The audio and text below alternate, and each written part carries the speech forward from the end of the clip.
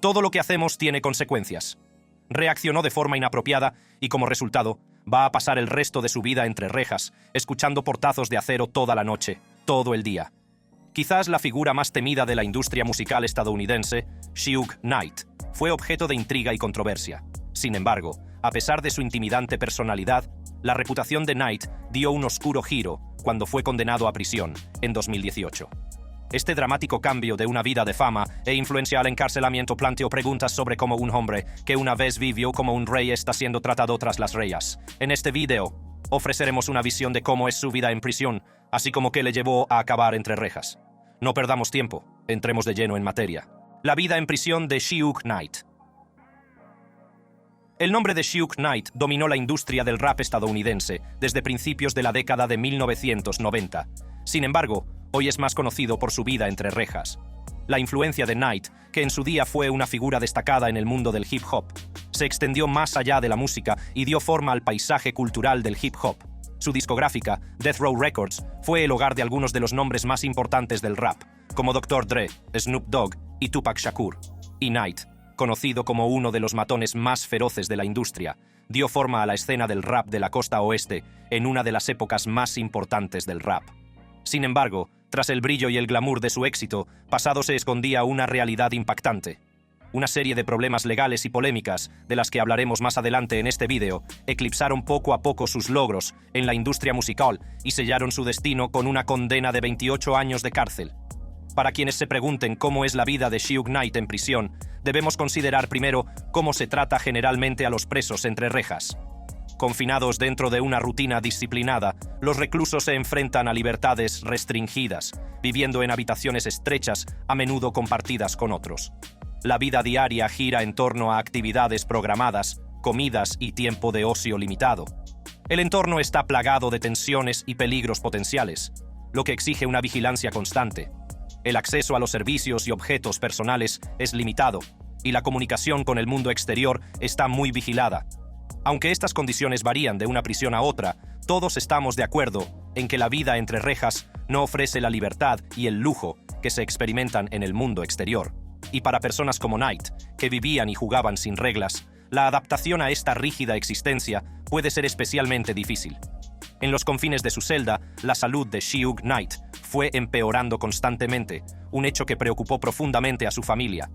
Tras su arresto inicial en 2015, la salud de Knight se convirtió en una fuente constante de preocupación, con numerosas emergencias médicas que requirieron múltiples traslados hospitalarios. Una de ellas ocurrió en 2015, cuando un juez fijó su fianza en la asombrosa cifra de $25 millones. El estrés de la situación fue tan intenso que Knight se desmayó en la sala del tribunal. Este incidente ocurrió justo un mes antes de otro susto de salud, en el que Knight fue llevado de urgencia al hospital por dolores en el pecho, que más tarde fueron identificados como síntomas de un ataque de pánico. La salud de Knight siguió deteriorándose en prisión y afirmó que se estaba quedando ciego de un ojo y que había perdido más de 10 kilos debido a las lesiones que había sufrido y que no habían sido tratadas. Tras experimentar fuertes dolores en 2016, el magnate del rap fue operado de urgencia del apéndice, semanas después de sufrir supuestamente molestias entre rejas, hasta el punto de no poder mantenerse en pie. En 2017, Knight volvió a ser hospitalizado, esta vez por coágulos de sangre. Según un informe de TMZ, el ejecutivo musical atribuyó la dolencia al duro trato que recibía en régimen de aislamiento. De hecho, su estado fue de mal en peor, hasta el punto de que su hijo, Suge Jacob Knight, se mostró cada vez más preocupado por el bienestar de su padre. En una ocasión, el joven expresó enérgicamente sus temores, citando: «Con todos esos problemas de salud, estoy muy preocupado por mi padre, seré sincero, porque es un tipo fuerte, pero es humano. Hombre, es el estrés lo que está causando que su salud esté jodida. Está preparado para que no salga adelante, y eso es lo triste, porque no se lo merece. No se lo deseo a nadie. Necesita cuidados atentos todo el tiempo». Esta expresión de supuestos malos tratos contra Knight contrasta fuertemente con su vida anterior como figura dominante de la industria del rap estadounidense, sirviendo de aleccionador recordatorio de lo drásticamente que puede cambiar la vida.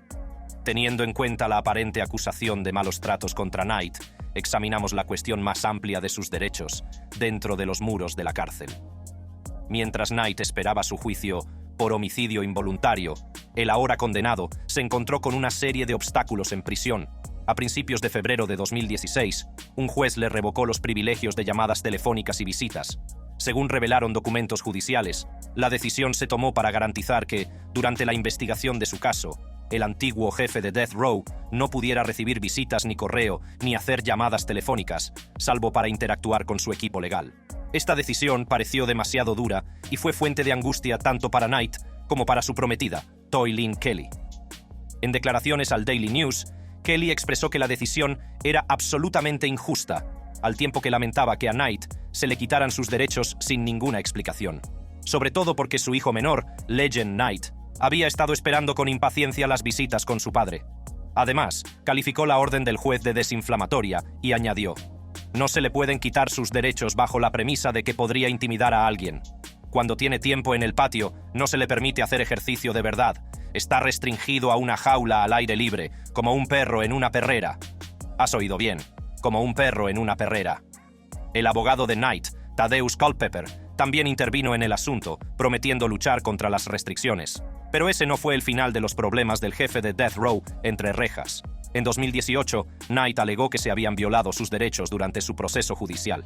Mientras cumplía su condena de 28 años de prisión por homicidio voluntario, un cargo reducido de asesinato, Knight hizo alegaciones de que había sido engañado para aceptar su acuerdo de culpabilidad durante su juicio de 2018.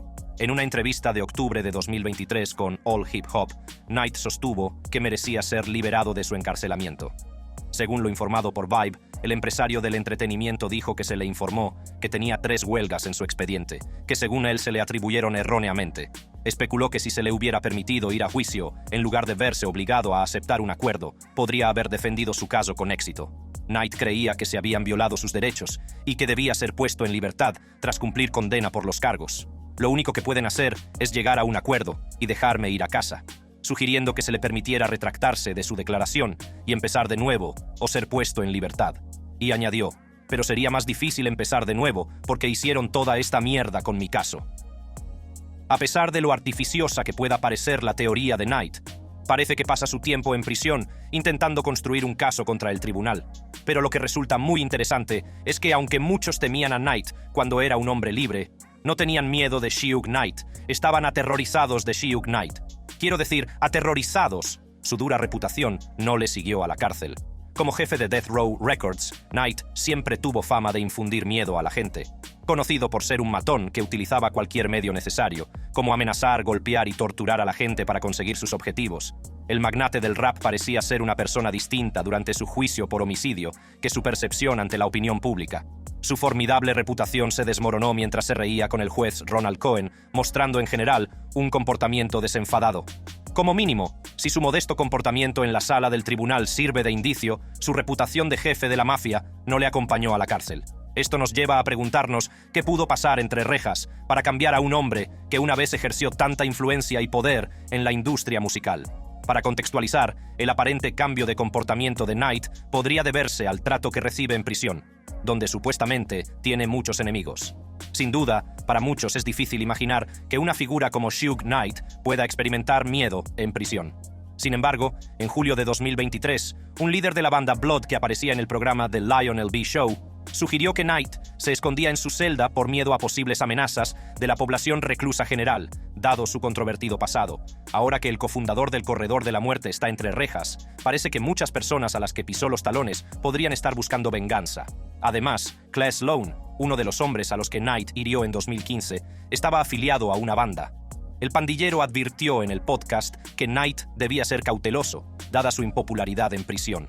A pesar de las acusaciones de denegación de derechos y de los peligros que pueden esperarle en el Correctional Richard J. Donovan de San Diego, donde se encuentra actualmente entre rejas, no parece que todo sea sombrío para Knight, que lanzó un podcast en octubre de 2023, llamado Collect Call with Suge Knight. Según la información disponible, el podcast ofrece una oportunidad sin precedentes para obtener información directamente del legendario ejecutivo musical mientras cumple condena en prisión. También se señaló que se centrará en abordar las controversias relacionadas con el hip hop, respondiendo a todo lo que los fans del hip hop de todo el mundo quieren saber. Según los informes, su prisión no tiene problemas con el proyecto, y Knight ha abordado temas, como la detención de Kef D por su presunta implicación en el asesinato de Tupac Shakur. Aunque durante el tiempo que Knight ha pasado entre rejas han ocurrido otros acontecimientos que no se han visto, está claro que su vida en prisión ha sido una vida de resistencia y adaptación.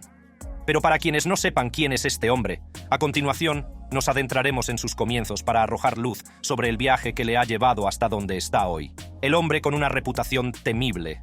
No hay duda de que este vídeo no estaría completo sin hablar de los primeros años de vida de Suge Knight, su carrera como copropietario de Death Row Records y su ascenso hasta convertirse en un hombre de temible reputación.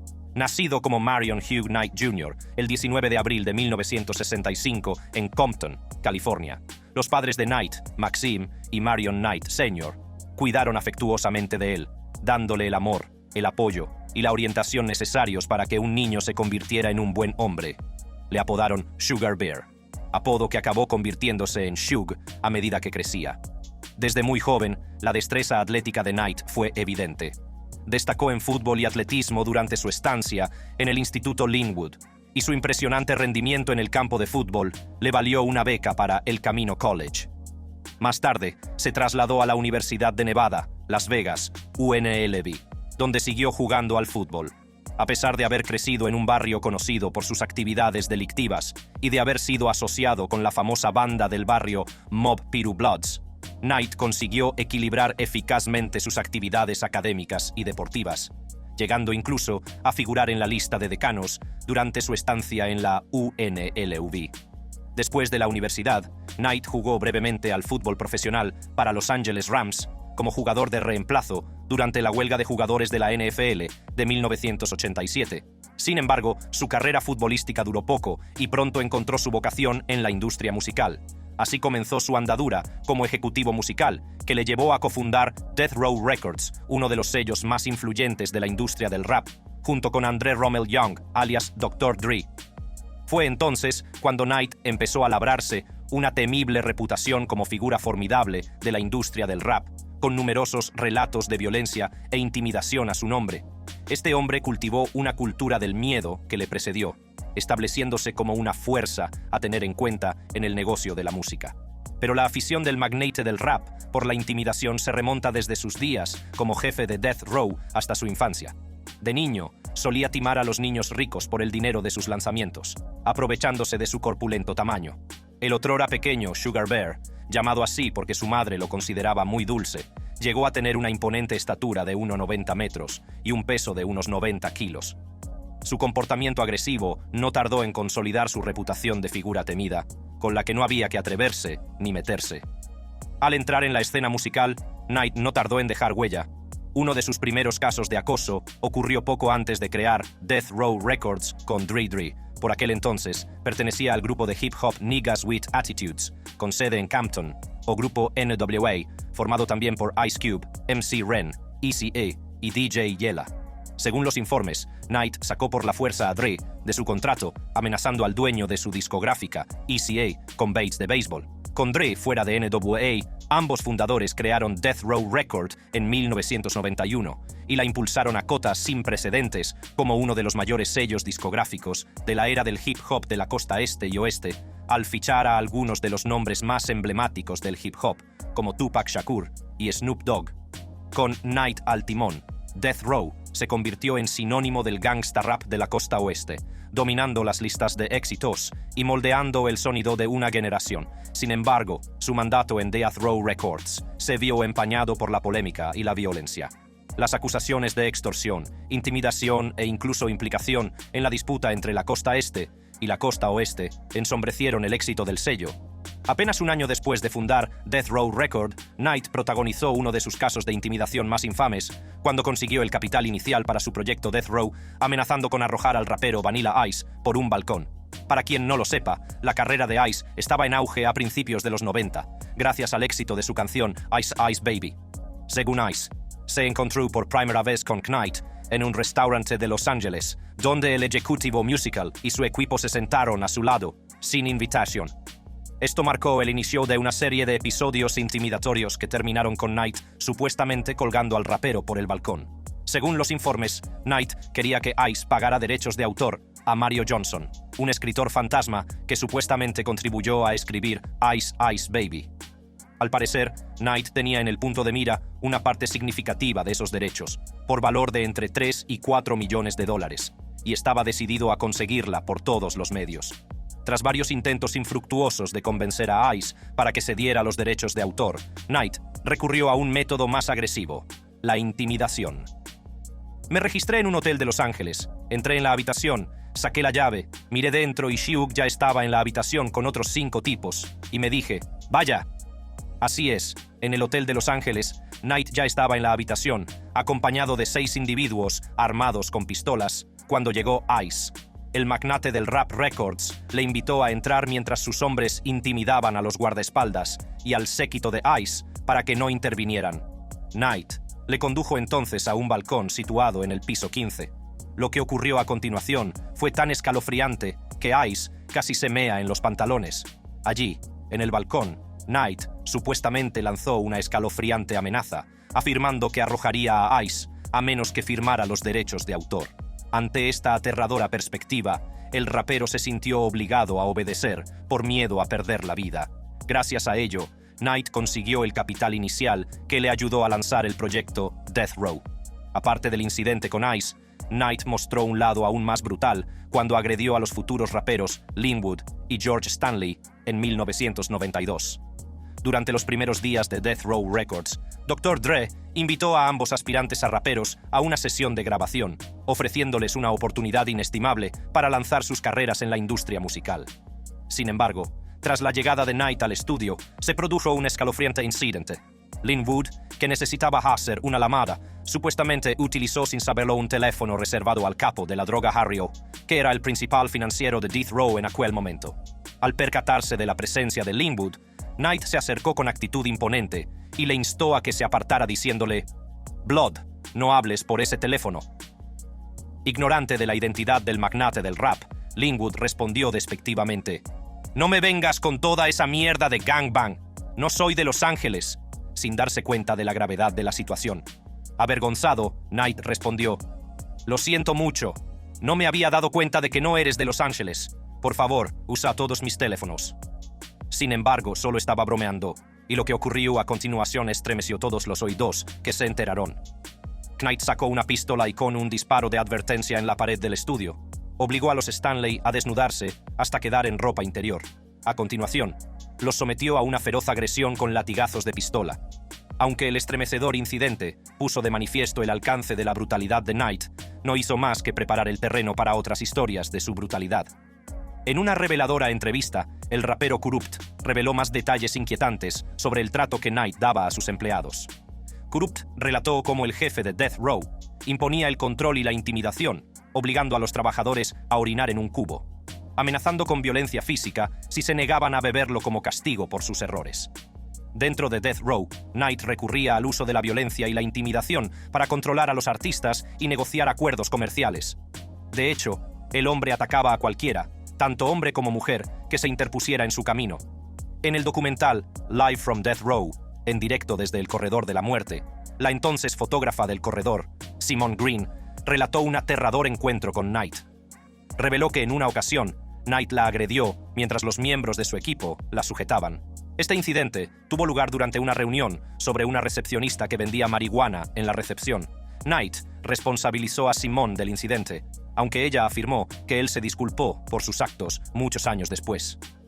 Además de las mujeres a las que presuntamente agredió, en 1987 golpeó a su novia, Sharitha Golden, y en 2008 habría golpeado a otra novia, Melissa Isaac, hasta dejarla inconsciente.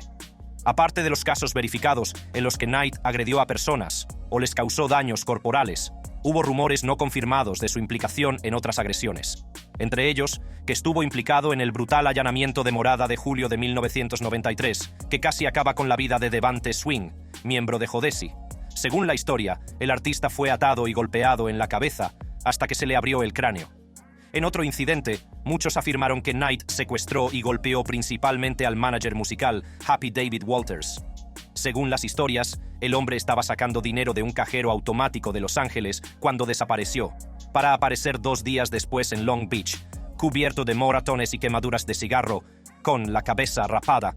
Como se sabía, el ejecutivo musical quería al cliente de Happy, Irsa, para su próxima ampliación de Death Row East. Además, dada la burla de Walters hacia Knight en la banda sonora de la película Judgment Day, muchos creyeron que Suge estaba detrás del incidente. Sin embargo, Happy afirmó que era incapaz de recordar quién le agredió.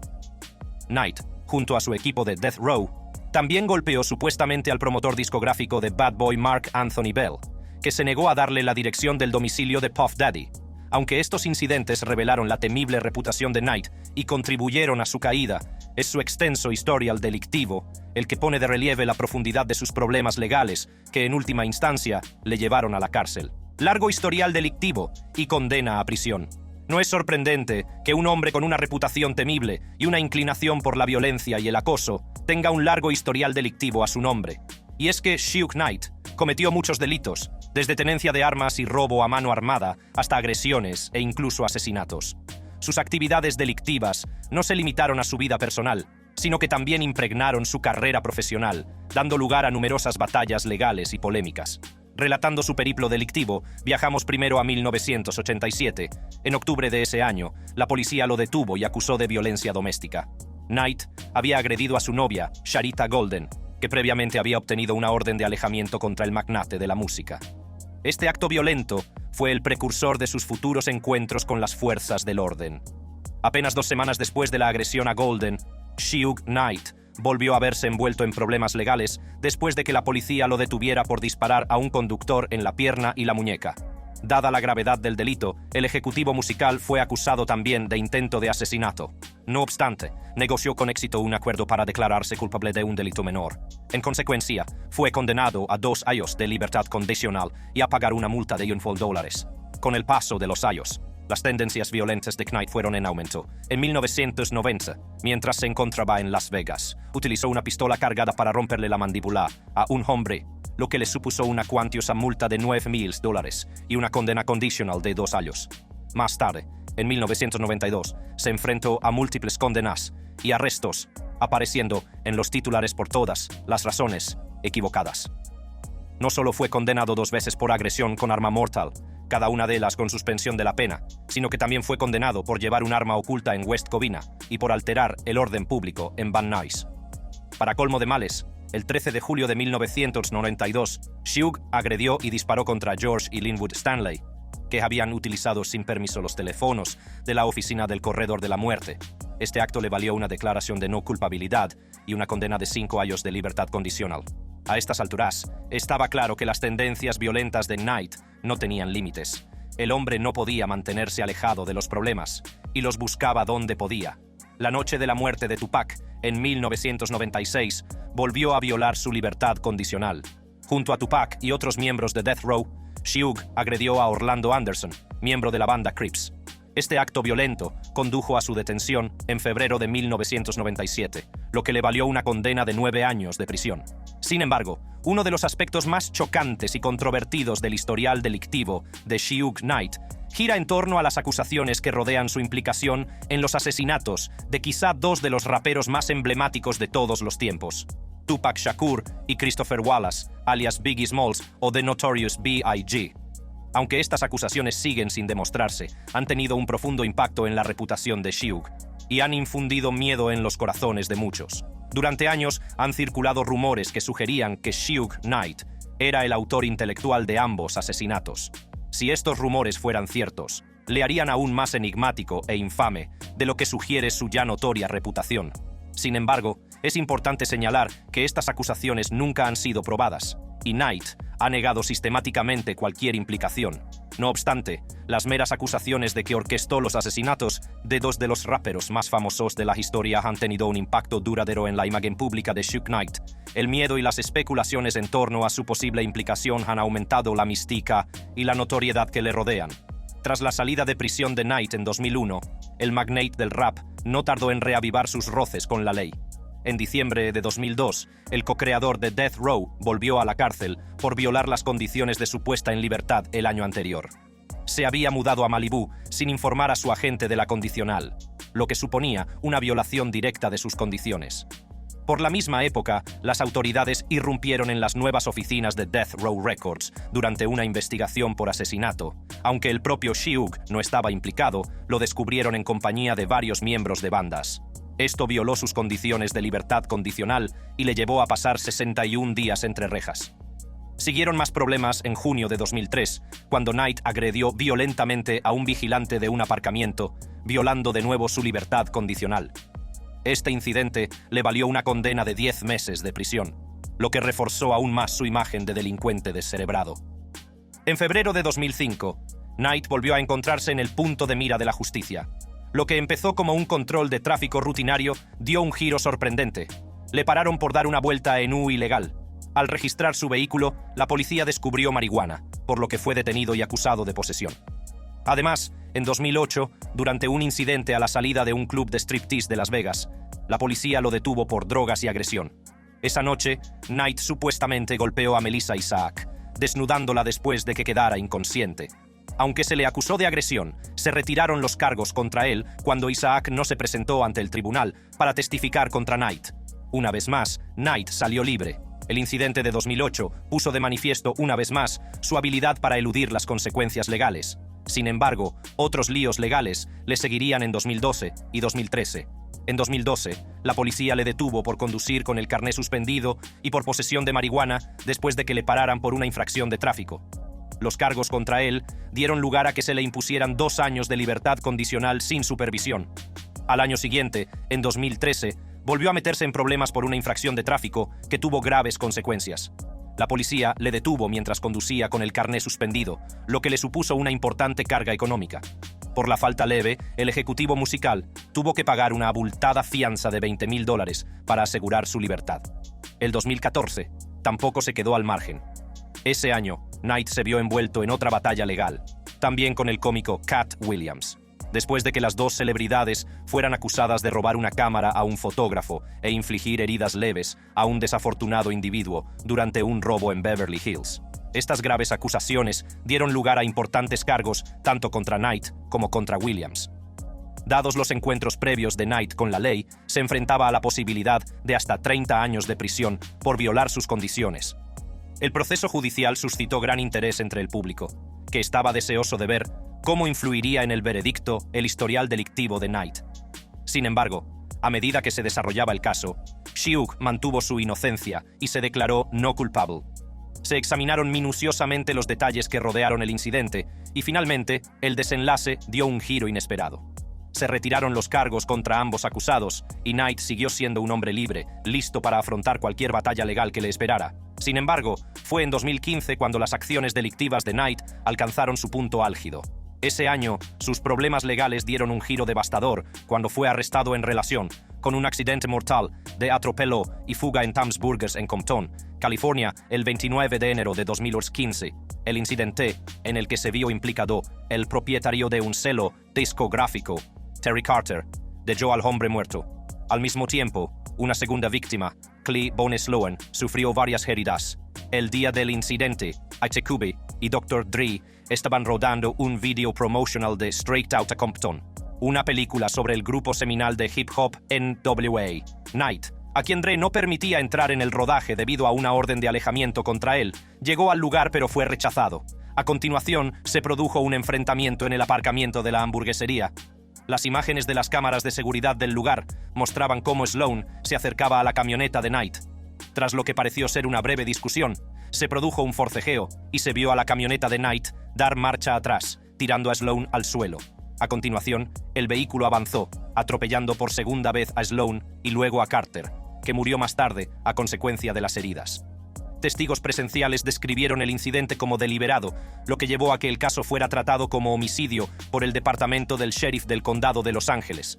Tras el incidente, Knight se entregó a las autoridades, que posteriormente lo acusaron de asesinato e intento de asesinato. Aunque su defensa alegó que el incidente fue un accidente y que Knight solo intentaba escapar de un ataque cuando atropelló accidentalmente a los 2 hombres con su camioneta, las probabilidades claramente no estaban a su favor.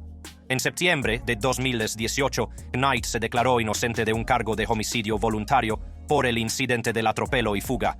Esta declaración de culpabilidad le permitió evitar los cargos de asesinato de Carter e intento de asesinato de Sloan. Como parte del acuerdo, los cargos de asesinato contra Knight fueron desestimados por los fiscales, junto con casos criminales separados que lo acusaban de robo y amenazas criminales. El 4 de octubre de 2018, Knight fue condenado a 28 años de prisión. Aunque la pena máxima por homicidio voluntario en California es de 11 años de prisión, la sentencia de Knight se duplicó debido a sus condenas previas bajo la ley estatal de 3 strikes. Se añadieron otros 6 años por una acusación de uso de arma mortal en relación con el camión que utilizó. Hasta la fecha, el otrora temido Suge Knight sigue encarcelado en el centro penitenciario R.J. Donovan, donde ahora pasa sus días alejado del mundo de la fama que una vez definió su vida. A pesar de su notoriedad e influencia en la industria musical, ahora lleva una vida rutinaria y restringida, en marcado contraste con su anterior estilo de vida. Su historia es un potente recordatorio de las consecuencias de los actos de cada uno, y nos recuerda que ni la fama ni la fortuna pueden protegernos de las consecuencias de nuestras acciones. ¿Le ha gustado este vídeo? Haga clic en la tarjeta que aparece en su pantalla para ver otros vídeos interesantes.